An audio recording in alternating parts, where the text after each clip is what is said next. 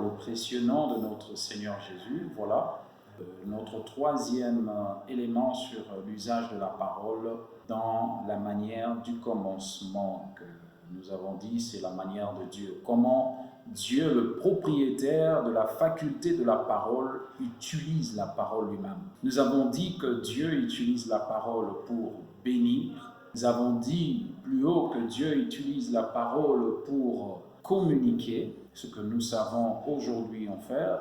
Et nous voulons apprendre ici la troisième leçon sur l'usage de la parole. L'usage initial de la parole, ça veut dire la première utilisation de la parole. L'usage numéro 1 de la parole. La première fois quand on entre dans la Bible, on voit la parole être utilisée par Dieu qui en est le propriétaire. Dieu utilise la parole pour créer. Dieu ouvre sa bouche pour parler. La toute première fois où on trouve Dieu en train de parler dans la Bible, Dieu a parlé pour appeler à l'existence la lumière. Et il a fait ainsi pour beaucoup de choses après. Le premier usage que la Bible nous renseigne sur la parole, dont le propriétaire Dieu lui-même en fait, c'est pour créer. Et c'est ça la troisième leçon que nous allons avoir sur l'usage de la parole, c'est que la parole a aussi l'usage de créer. Nous allons lire dans Jean, le livre de Jean, le premier chapitre, à partir du premier verset, la Bible nous dit ceci. Au commencement était la parole, et la parole était avec Dieu, et la parole était Dieu. Elle était au commencement avec Dieu. Toutes choses ont été faites par elle, et rien de ce qui a été fait n'a été fait sans elle. Bien-aimés, la valeur de la parole dans ta tête doit être rétablie. Rétablie pourquoi? Jean ici nous révèle que c'est par la parole que toute chose est faite.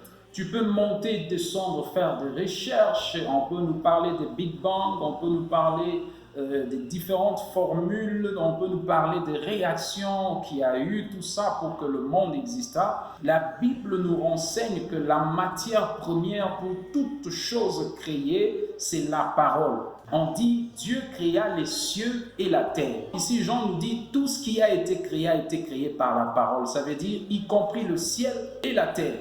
À la lumière de ce passage de Jean, et le visible, l'invisible, et le spirituel et le matériel, tout a été créé par la parole. Réalises-tu la place de la parole dans la vie de l'homme? Dieu crée l'homme à son image. Il aurait pu garder cette faculté pour lui-même.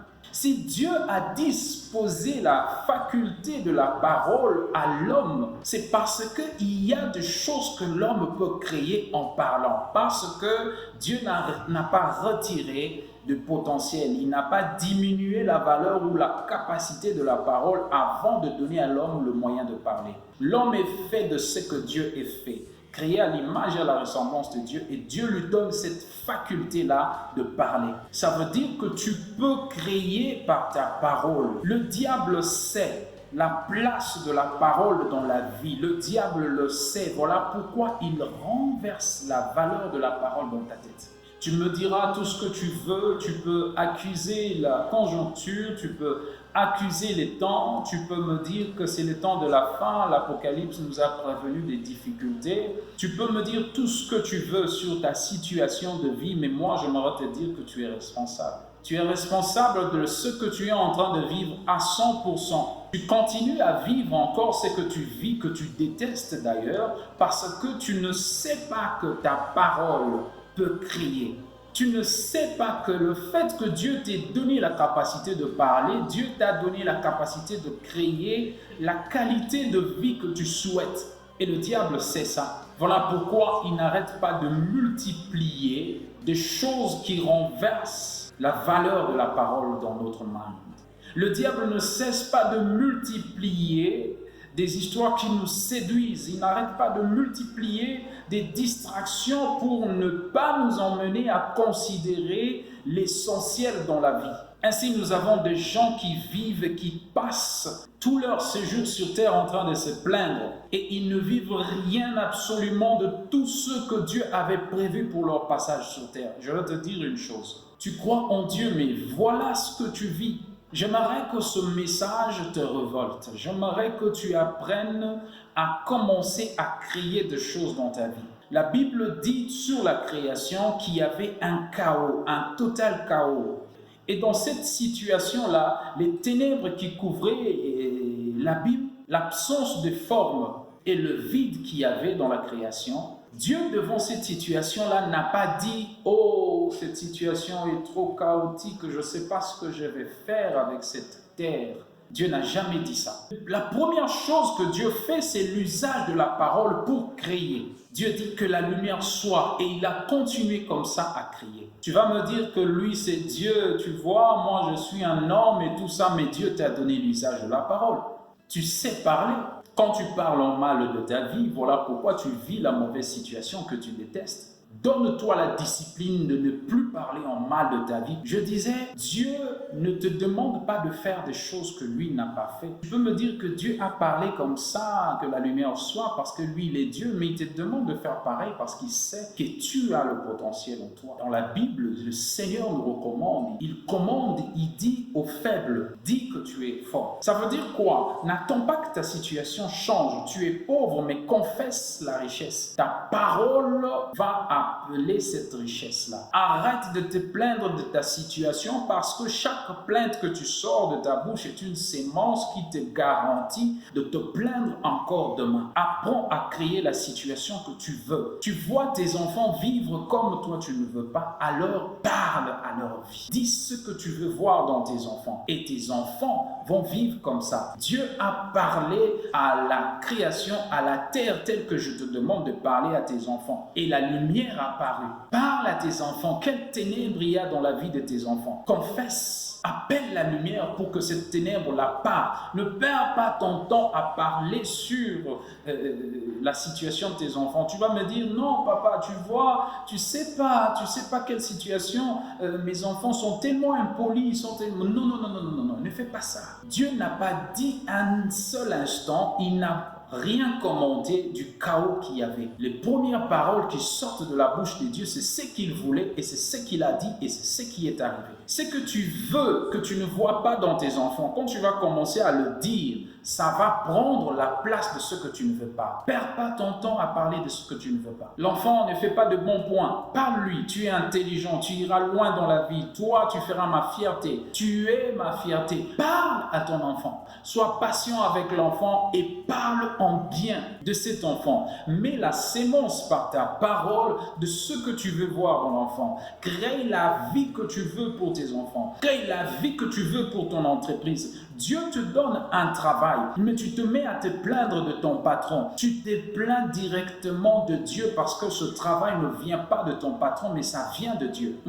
Oui. Regardez-moi cette femme qui n'avait pas d'enfant que le prophète Élisée va aller visiter. Le prophète Élisée lui prophétise et puis elle a un enfant. Quand l'enfant meurt, cette femme n'est pas partie enterrer l'enfant. Cette femme n'a même pas annoncé la nouvelle du deuil à son mari. Elle est rentrée vers la source, vers l'homme de Dieu qui lui avait promis, qui lui avait parlé de la part de Dieu, qui a fait que l'enfant vienne de la part de Dieu à cette femme-là. Elle est rentrée ramener sa situation devant celui qui avait donné. Qu'est-ce que tu fais quand ton travail ne marche pas? Est-ce que tu rentres vers le Dieu qui t'a donné ce travail?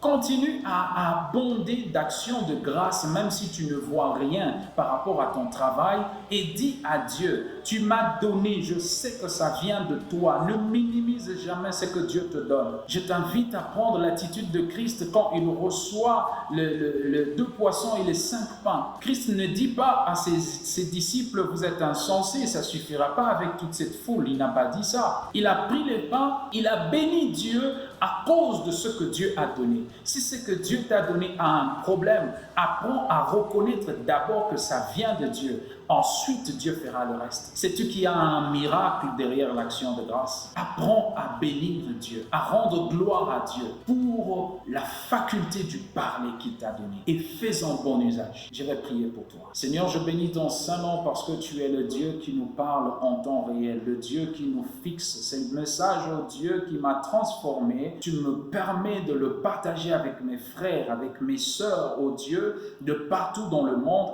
afin qu'ils vivent autant que j'ai vécu l'impact et l'importance, combien capital il est de rétablir la valeur de la parole dans notre cerveau. Dans le nom de Jésus, je confesse que cette parole prend place dans leur vie, ô Dieu, et qu'ils le vivent, ils expérimentent, Seigneur, la vie que tu leur as prévue. Dans le nom de Jésus, je déclare que l'œuvre du malin est dévoilée maintenant. Il ne sait plus manœuvrer parce que tu as amené la vérité et tu as dévoilé ses mensonges. Merci pour cette lumière apportée par ta parole qui met fin aux ténèbres. Dans le nom de Jésus, j'ai ainsi prié. Prospère, va plus loin, au-delà de ce que tu imaginais, au-delà de ce que tu pensais faire. Va plus loin, parle à tout ce qui est dans ta vie, parle à tous les aspects dans ta vie, crée la situation que tu veux vivre, crée la vie que tu veux vivre, approfondis encore ton importance sur la parole de Dieu, vas-y, lis parce que c'est elle qui fait tout et que rien ne t'arrête, dans le nom de Jésus.